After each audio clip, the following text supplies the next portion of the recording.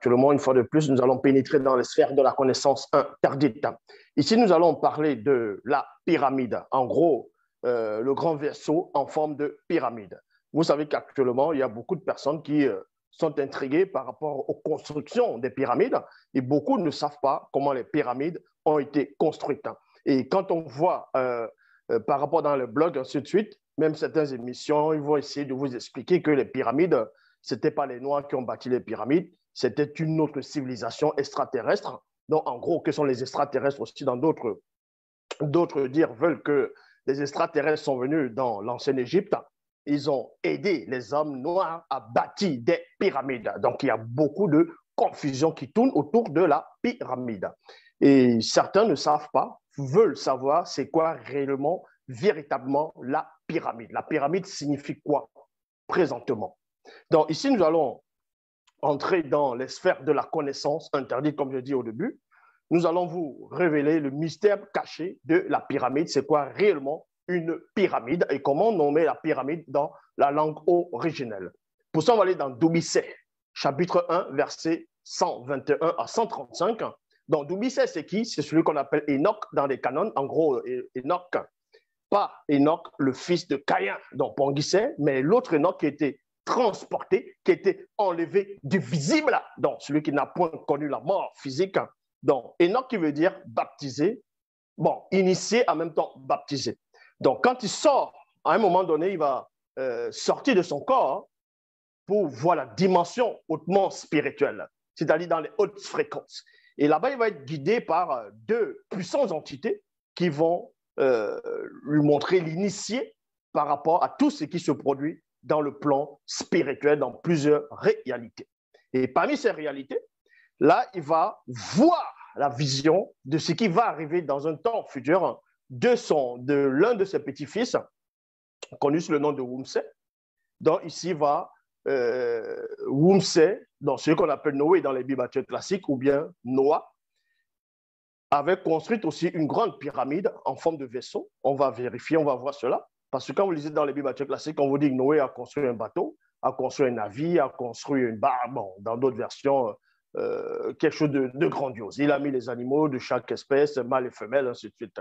Ça, ce sont des choses qui n'ont pas de sens. Donc, on va aller dans Doumbissé, chapitre 1, verset 121 à 135.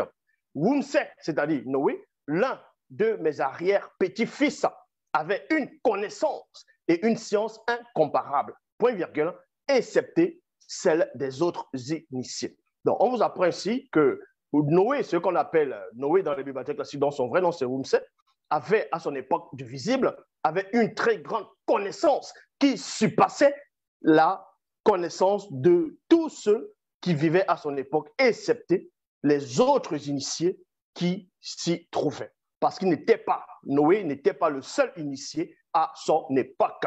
Contrairement à ce qu'on veut faire croire aux gens dans les Bibles classiques, dans l'épître de Pierre, que Dieu aurait, Yahvé Adonai, Jéhovah Elohim, aurait sauvé 8 personnes, c'est-à-dire Noé, sa femme, ses 3 belles-filles et ses 3 fils et quelques animaux de mâles et femelles de chaque espèce. Non. La vraie histoire vous raconte que avant le déluge, mais pendant le déluge, on n'a pas sauvé que 8 personnes. Il y a eu beaucoup d'initiés aussi qui ont été sauvés. Bon, tous les initiés qui étaient sur la terre en ce moment ont été sauvés. Eux, ils avaient aussi la même connaissance que Noé, c'est-à-dire Wumsé. Je vis comment les Bamuloloma Bungulane, c'est-à-dire les Bamuloloma Bakombedi, donc ange gardien de Wumsé et des autres initiés de cette époque se mirent à adresser à Mutatedi en ces mots, 2 points. Donc, Doumbissé ici, dans sa vision, dans ce qu'il va voir, ce qui va se produire plus tard, dans sa vision, il va voir Wumsé, son petit-fils, son arrière-petit-fils, qui va naître bien longtemps après, à la période de la vision qu'il est en train de voir.